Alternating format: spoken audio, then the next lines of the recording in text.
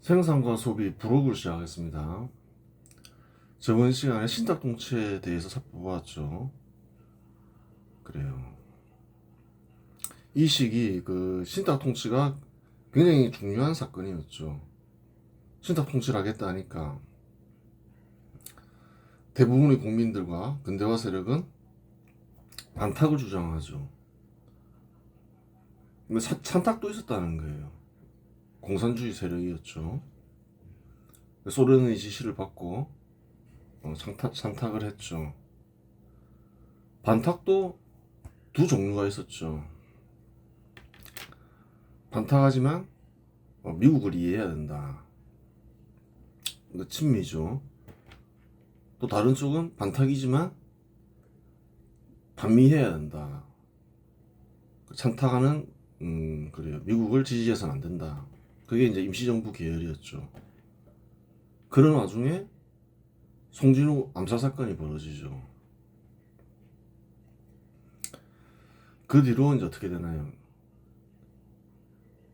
1945년 12월까지만 하더라도 뭐 이승만이 압도적인 1위이긴 했는데 김구가 2위였다는 거예요. 뭐 여운형 볼 필요도 없고 공산주의 계열은 이제 운영이 인기가 제일 좋았다. 역사를 날조해서 얘기하고 있지만 그 날조고. 근데 이제 그 이후에는 김구 인기가 급락을 하죠. 왜 급락을 했을까?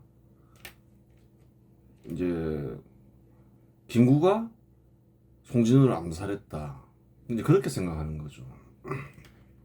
그렇게 믿는 사람들이 많았죠. 그거 알 수는 없는 거죠. 청년들이 격분해서 그럴 수도 있는 거고 오해해서 밝혀진 건 없어요. 하여튼 그 이후로 급락을 했는데 송진우 암살 사건에 영향을 미쳤을 것이고 또 한 가지가 뭔가요? 반미를 했잖아요. 그래서 떨어진 걸 수가 있다는 거예요. 두 요인이 다 작용했을 가능성이 크죠. 그 근대화 세력 입장에서는 어떤가요? 김구를 지지하면서도 친미 인사들이 많다는 거예요. 북한에 소련군 있잖아요. 그 미군이 물러나면 어떻게 돼요? 공산화되는 거지. 밀고 내려오면. 그래서 인기가 급락한 게 김구가 두 가지 입장을 취해서 반미 입장을 취해서 그런 게 이제 굉장히 중요할 거고 송진우 암살 사건은 암살 사건도 그 영향을 미쳤겠죠. 왜? 사람들이 그렇게 믿으니까 사실 여부와 상관없이 그 두 요인이 영향을 미쳐서 지지율이 급락했다. 그렇게 보는 게 맞겠죠. 그 뒤로 못 올라오죠. 그렇게 된 거예요. 요운형하고 비슷함을 알 수 있는 거예요. 46년에 10%, 요운형도 10%, 47년에 요운형이 암살되기 전까지 17%, 김구가 15%. 비슷하잖아요. 1, 2%는 오차 범위 아니니까 거의 같다고 보면 되는 거죠. 그전에는 김구가 훨씬 인기가 좋았죠. 요운형보다는 거의 3배 가까이 나왔잖아요. 잘만 하면 이승만도 이길 수도 있었던 거죠. 한 15% 차이 나긴 한단말은. 근데 이제 입장을 잘못 취함으로써 끝나버렸죠. 그 다음 보겠습니다. 모스크바 3.3 회의 결과 1946년 3월 20일부터 5월 9일까지 서울 덕수궁에서 열린다. 그 신탁 통치가 뭔가요? 그걸 알아야 되는 거죠. 임시정부를 구성하는 거죠. 모스크바 3.3 회의 결과에 따르면 임시정부를 구성하는데 임시정부 인사는 정당 사회단체들과의 협의를 통해 임명하기로 되어 있다. 절차로 보면 아주 이상한 게 아니죠. 어떻게 당장 정부를 수립을 해요? 단계가 있는 거지. 그렇잖아요. 임시정부를 수립하고 정부가 돌아가게 한 뒤에 원래 이제 뭐 선거를 통해서 이제 뭐 어떻게 뭐 하든가 뭐 하는 거죠. 일단은 정부가 있어야지 행정기관이 있어야 될 거 아니에요, 우선은. 그래서 따지고 보면 아주 이상한 그건 아니에요, 이게. 미국이 이제 제안했는데 우선 임시정부를 만들자. 그 뒤에 독립을 해라. 그 정부가 돌아가게 한 뒤로 임시정부가 있으면 이제 남북 분단도 필요 없지 않느냐. 한 정부를 수립하니까. 근데 이제 문제는 그 자체보다는 이제 서로 다른 완전히 상반된 두 국가죠. 그게 딱 과연 이제 구성이 되느냐. 소련은 공산주의 국가를 만들려고 하고, 미국은 근대 국가를 만들려고 하고, 뭐 그런 식으로 임시정부를 만든 적은 없다는 거예요. 그러니까 그게 문제가 되는 거죠. 이건 잘못된다. 그렇게 생각하고, 우파 인사들은 반탁을 한 거죠. 그런데 소련은 모스크바 3상 회의를 지지하는 단체만 참여시켜야 한다고 주장했다. 어쨌든 간에 이제 임시정부를 만들기로 합의했으니까 서로 이제 회의를 하겠죠. 그렇게 그 협약대로. 아무 힘이 없으니까 우파 단체는 권력적으로 보면 회의를 했다는 거예요. 당시 모스크바 3상 회의를 지지한 단체는 공산주의 단체, 그런데 소련은 모스크바 3상 회의를 지지하는 단체만 참여시켜야 한다고 주장했다. 지지하는 단체와 인사들만으로 임시정부를 구성해야 된다 이 말인 거죠. 공산주의 세력밖에 없잖아요. 당시 모스크바 3상 회의를 지지한 단체는 공산주의 단체 외에는 없었다. 미국은 민주주의 원칙에 따라 반탁 단체도 포함해야 한다고 주장했고, 결국 서로의 합의를 보지 못하고 미소 공동위원회는 무기한 휴회 선언으로 종료되었다. 그렇죠. 그 미국의 목적은 근대 국가를 만드는 건데 지금 근대화 세력은 전부 반탁하고 있는데 지지하는 세력만으로 이렇게 임시정부를 하자 이런 바로 그냥 공산주의 국가인 거죠. 미국이 용납할 수 없는 조건을 내건 거죠. 잘못된 거죠. 그러니까 소련도 그래요. 공산주의 국가를 만들려고 노골적으로 이렇게 나오는 거죠. 합의될 수 없게. 진짜 하나의 국가로 만들려고 했던 거는 미국이고, 이렇게 하면, 이런 식으로 나오면 당연히 분단되는 거죠. 근대화 세력은 그냥 포함시키지 마 이래버리면 미국이 용납할 수가 없잖아요. 한편 반탁 세력인 이승만 개인 독립촉성중앙협의회와 김구개인 신탁통치 반대 국민총동원위원회는 연합하여 1946년 2월 8일 대한독립촉성국민회를 설립한다. 그렇죠. 연합한다는 거예요. 총재는 이승만이었고 부총재는 김구와 김규식이었다. 김구와 김규식은 임시정부 계열이죠.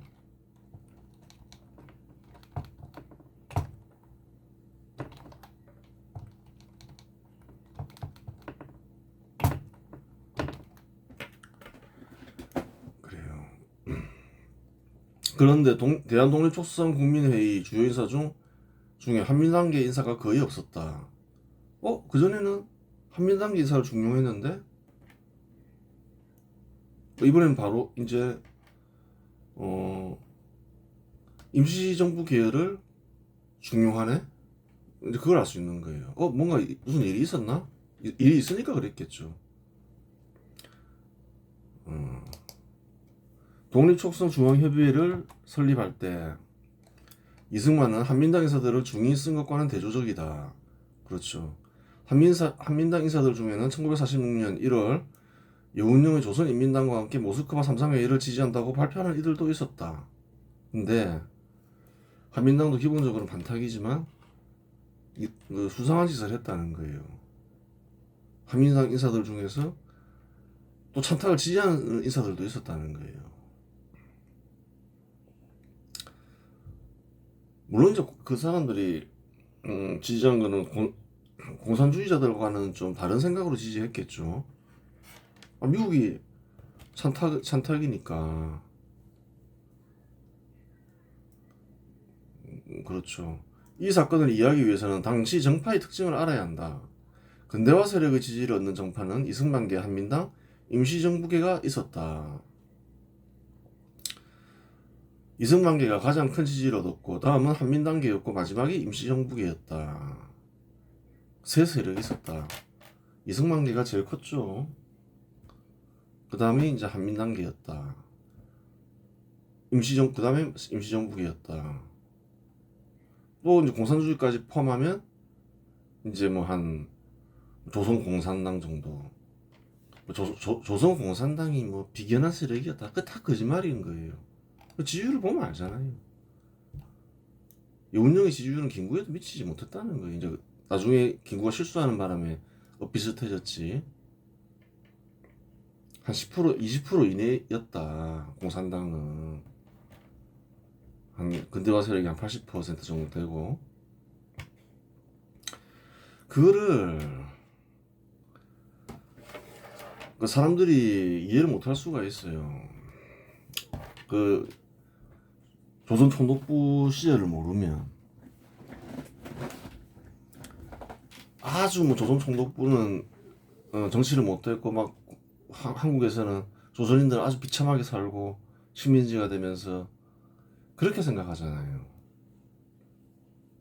근데 조선 총독부 한 일을 설명했으니까 다시 설명할 필요는 없고, 뭐 간단하게만 설명하면 개화파가 했지만 신문제도 폐지됐고 일본이 지원이 있었죠 당시에. 그 다음에 그 전에 만연했던 관리들이 수탈 없앴고 양반들이 수탈 다 없앴잖아요.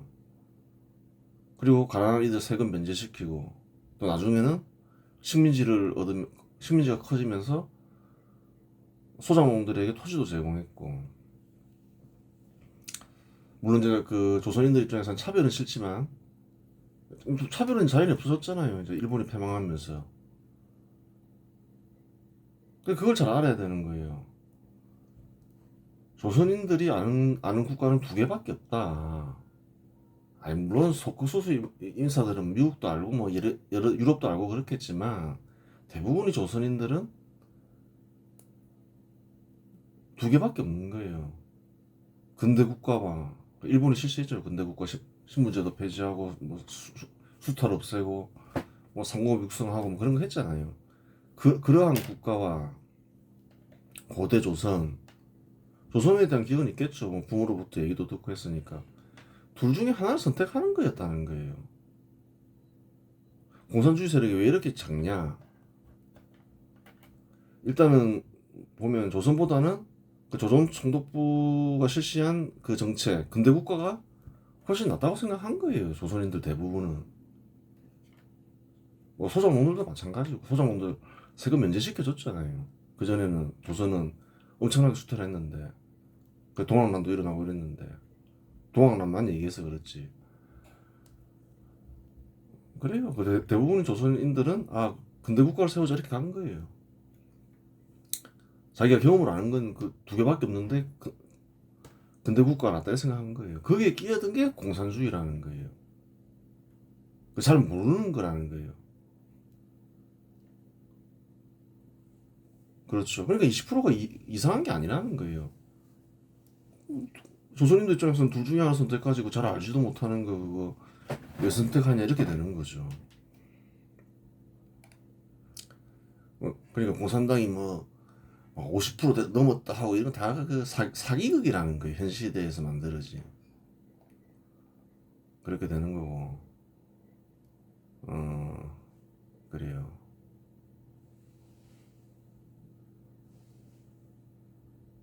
근데 이제 이승만이 임시정부 개혁을 하더라. 근데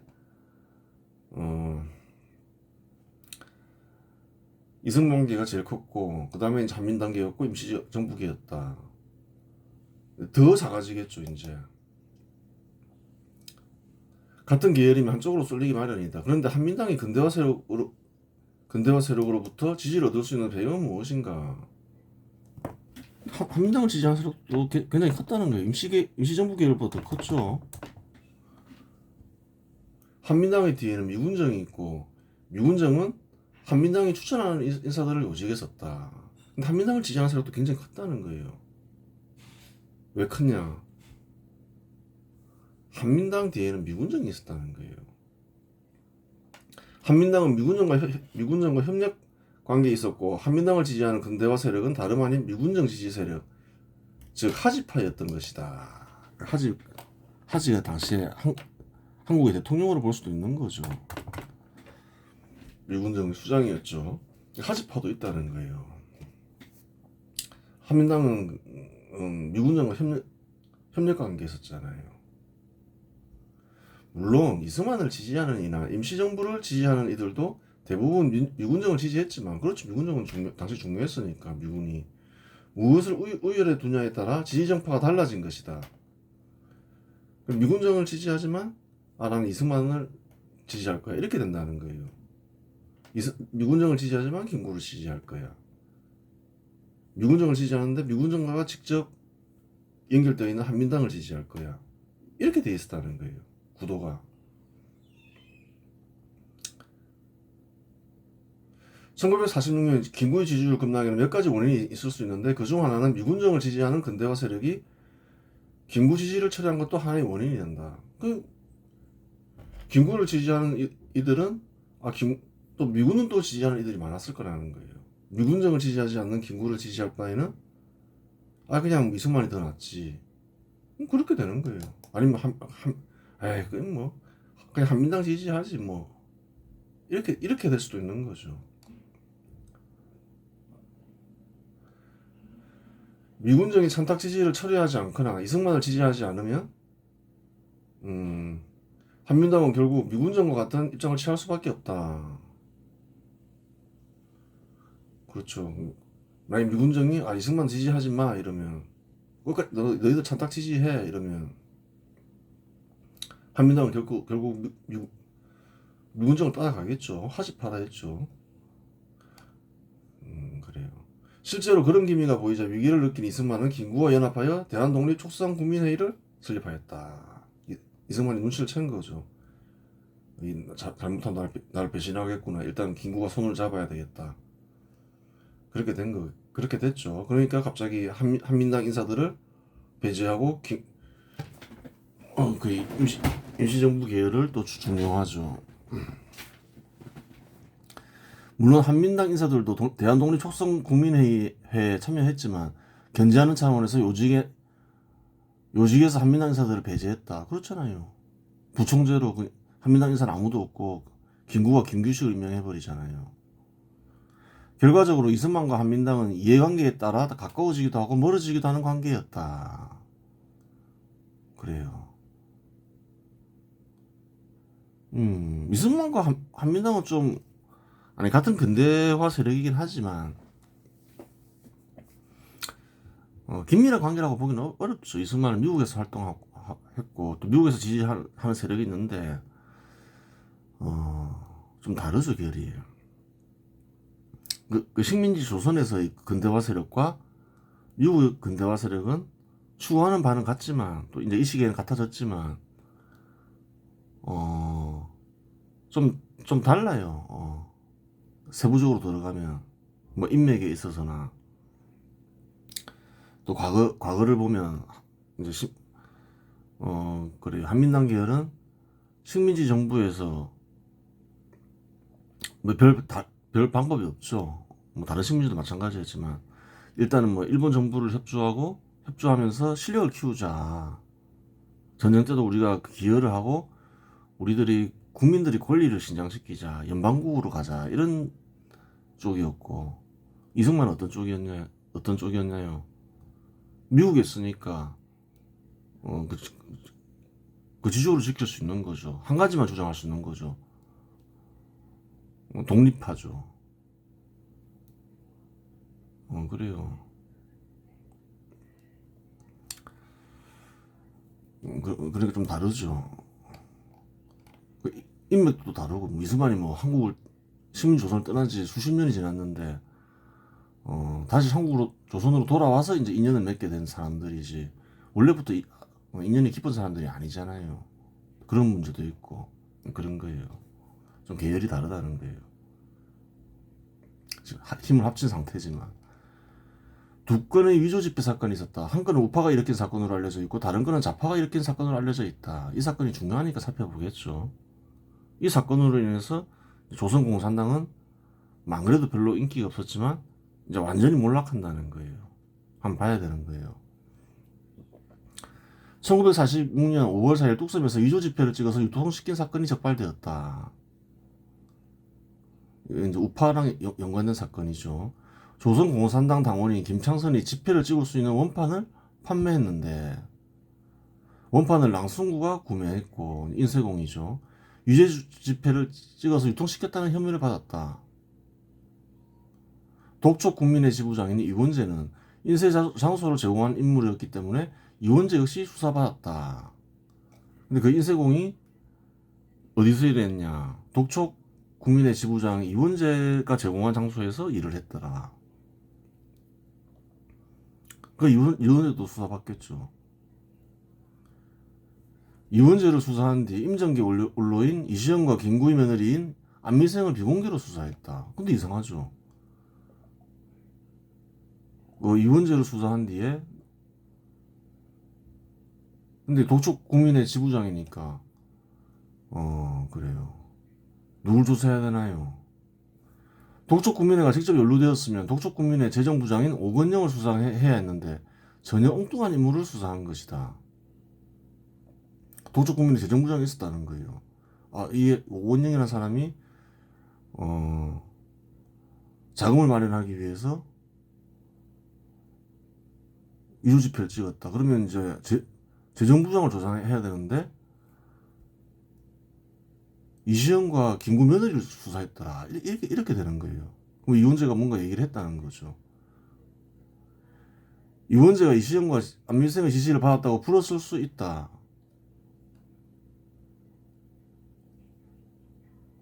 이시영과 안민생은 임시정부 인사이자 독촉 국민회에 참여한 인사이기도 했다. 이원재, 이시영, 안민생 모두 뚝섬 위조 집회 사건과 관련해 처벌받지 않았으며 사실상 무혐의로 사건이 종결되었다. 조사하다가 끝냈다는 거예요. 무혐의다. 뭔가 일이 있었던 것 같긴 한데 그냥 끝냈다. 수사당국은 이원재는 피고들의 거짓말에 속았을 뿐이며 위패 인쇄 의도를 몰랐다는 입장을 발표했다. 실제로 위조 집회를 찍은 실무자인 배재룡, 랑승구, 랑승은은 처벌받았다. 그 실무자만 처벌받았다. 이들은 이원재는 상관이 없다. 그렇게 결론을 내렸다는 거예요. 그렇죠. 그렇게 결론이 났어요. 뭐 그럴 수도 있는 거예요. 조선공산당 당원 김창선이 개입했다는 점에서 근데 조선공산당 당원이 개입했더라. 그걸 누가 팔았냐? 조선공산당 당원이 팔았다는 거예요. 랑승구에게.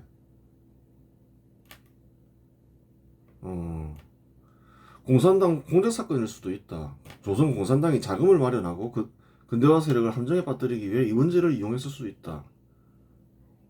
그 이원재 인쇄소에 그 인쇄공을 매수해서 인쇄공을 통해서 뭐 그런 짓을 벌였을 수도 있는 거죠. 사실은 조선공산당원이 개입했으니까. 실제로 이 사건으로 인해 근대화 세력은 일시적으로 곤란한 상황에 처했다. 실제로 그랬다는 거예요. 다른 측면에서 보면 임시정부가 위조 집회를 찍는 시도를 했을 수도 있다. 그렇죠. 왜 김구 며느리와 이시영을 수사했냐는 거예요. 그랬을 수도 있다. 결론은 알 수는 없는 거예요. 공개된 자료, 공식적인 발표는 상관없다 했으니까. 이승만계와 임시정부계는 정치활동을 위해 미군정으로부터 자금 지원을 받았다. 그런데 김구를 중심으로 한 임시정부계가 반미운동을 함에 따라 미군정은 임시정부에 대한 자금 지원을 중단했다. 하여튼 이래저래 막 자금이 다 막혔다 하죠. 반미운동하면서. 이에 대한 대응으로 임시정부계가 위조 집회를 찍어서 유통시켰을 가능성이 있다. 정치자금을 마련하기 위해서 공산당과 접촉했을 가능성도 완전히 배제할 수 없는 거죠. 좀 조사받은 게 좀 이상하잖아요. 그랬을 수도 있어요. 임정의 성격을 알면 되는 거예요. 임정은 처음 조직할 때 공산주의 계열과 근대화 세력이 합쳐서 만들어진 단체죠. 공산주의 세력과의 접촉선이 없다고 볼 수 없는 거예요. 만약에 그 임정이 그렇게 했다면 그렇게 했다는 거예요. 근데 그거는 이제 밝혀진 사실이 없으니까 공식적으로 이제 무관화됐으니까 그렇게 끝난 거예요. 이런저런 가능성이 있지만 결과는 이 사건은 우파 인사와 무관한 것으로 결론났다. 그럼 좌파 인사는 어떻게 됐을까요? 김창선이가 있잖아요. 좌파는 당연히 어떻게 되나요? 위조 지표를 찍은 거죠. 원판 갖다 왜 있어요? 원판이 위조 지표 찍으려고 있는 거지. 랑순구한테 가서 이렇게 있는 게 이상한 거지. 이쪽에서 이제 위조 지표를 찍었냐 안 찍었냐 그 문제가 있는 거지. 조선공산당은 당연히 찍었죠.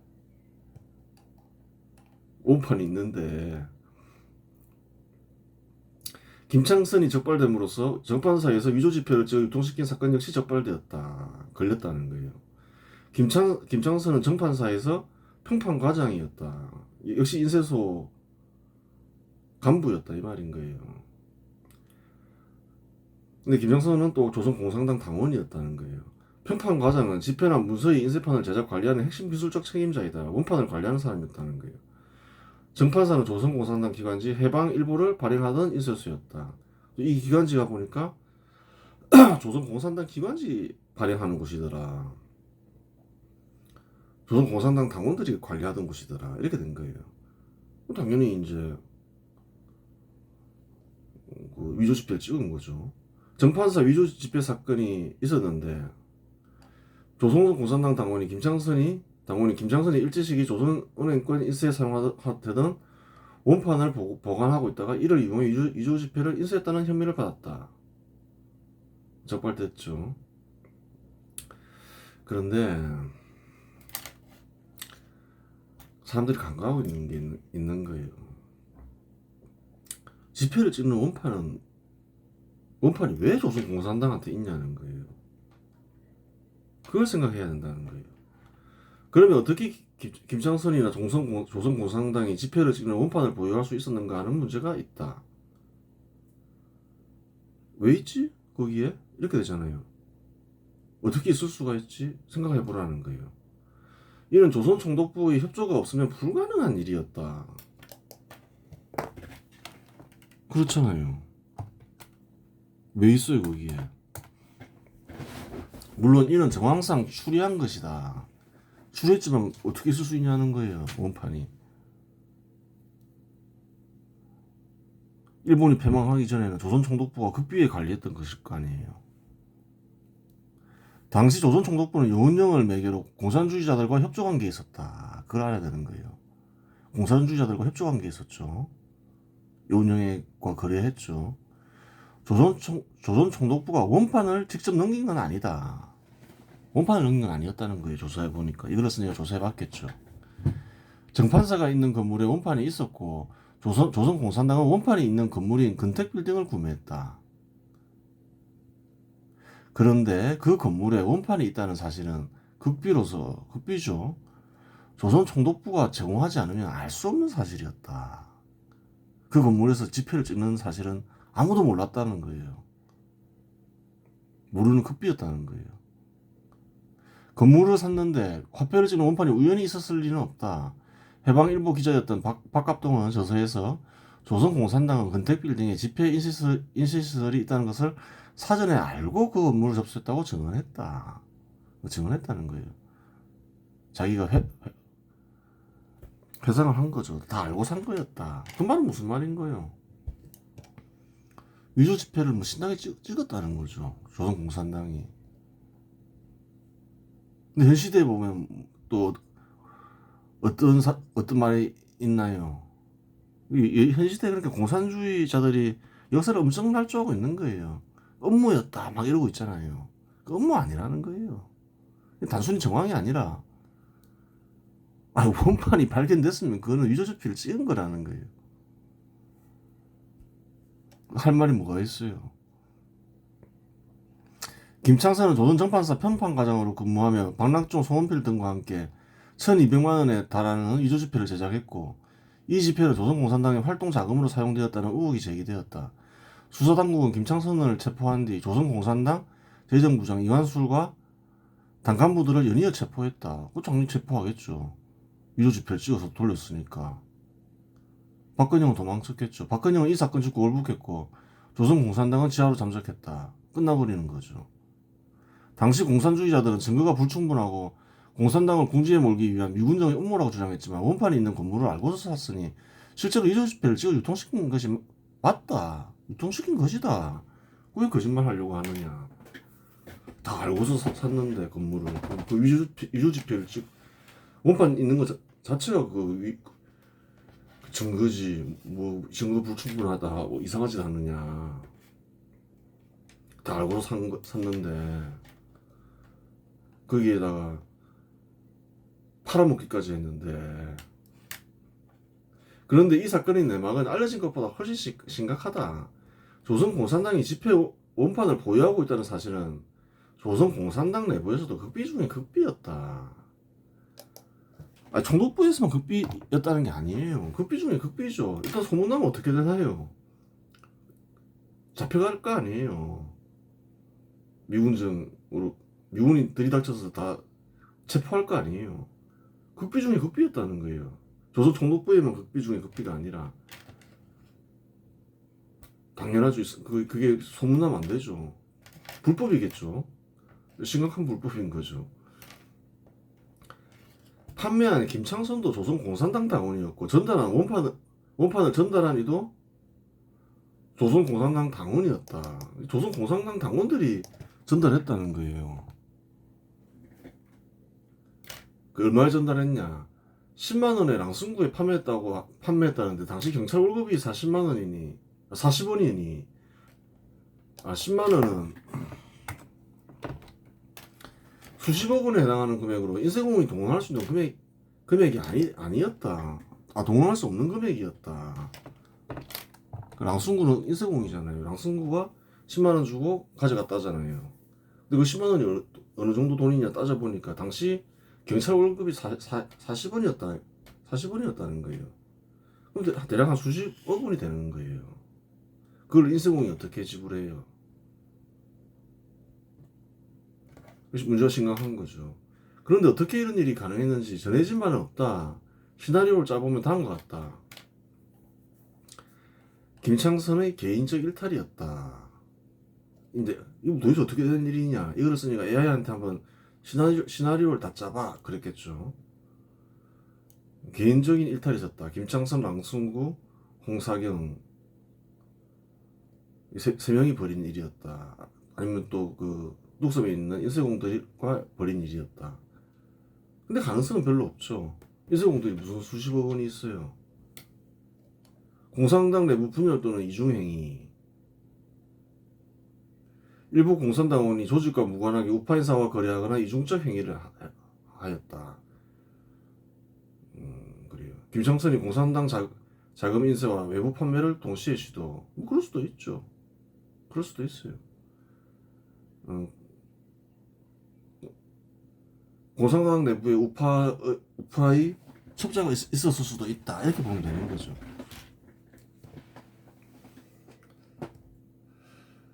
그래요. 그럴 수도 있고 생각해보라는 거예요. 공산당의 정치적 공작, 공산당이 의도적으로 원판을 우파 인사를 위조 집회 사건에 연루시키 일부러 이제 접촉을 해서 넘겼다. 함정에 빠뜨리기 위해서. 뭐 그럴 수도 있는 거예요. 우파 인사의 비공식 거래, 우파 인사가 공산당 내부 인사와 사적 거래를 통해 원판 확보. 그럴 수도 있죠. 아까도 얘기했잖아요. 임시정부에는 좌파 인사, 우파 인사가 다 있을 수 있다. 마지막에는 좀 공산주의로 기울었죠. 그 건국 강령을 보면. 제3세력의 개입 또는 조작. 이거는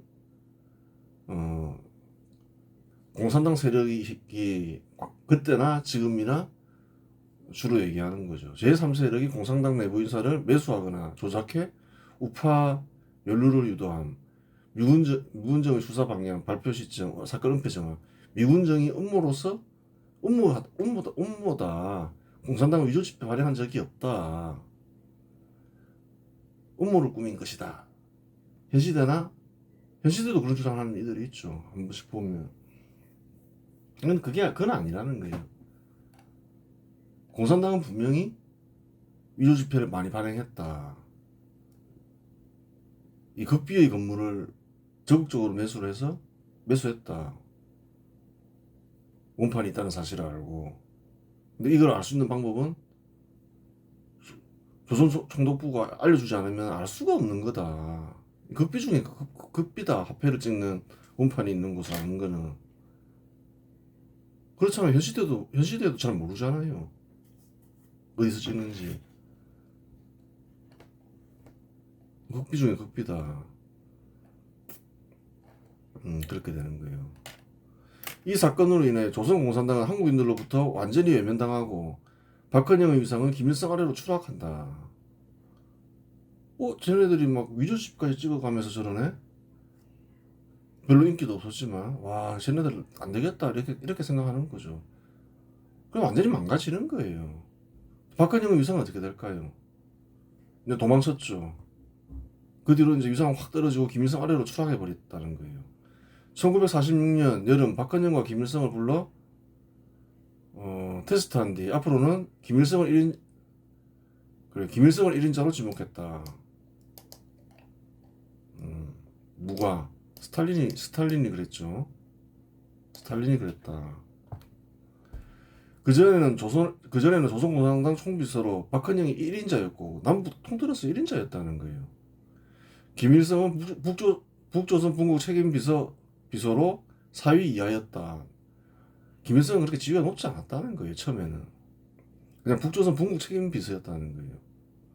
중앙위원회 간부가 서열이 위였는데 이관술, 허은 등이 이에 속했기 때문이다. 북조선 분국 책임 비서보다 조선공산당 중앙 간부가 더 높았다는 거예요. 그렇게 되는 건데 스탈린이 볼 때 그렇죠. 이 박헌영을 보면 영이 일하는 게 신통치 않잖아요. 일하는 게 왜 이 모양이냐. 그렇잖아요.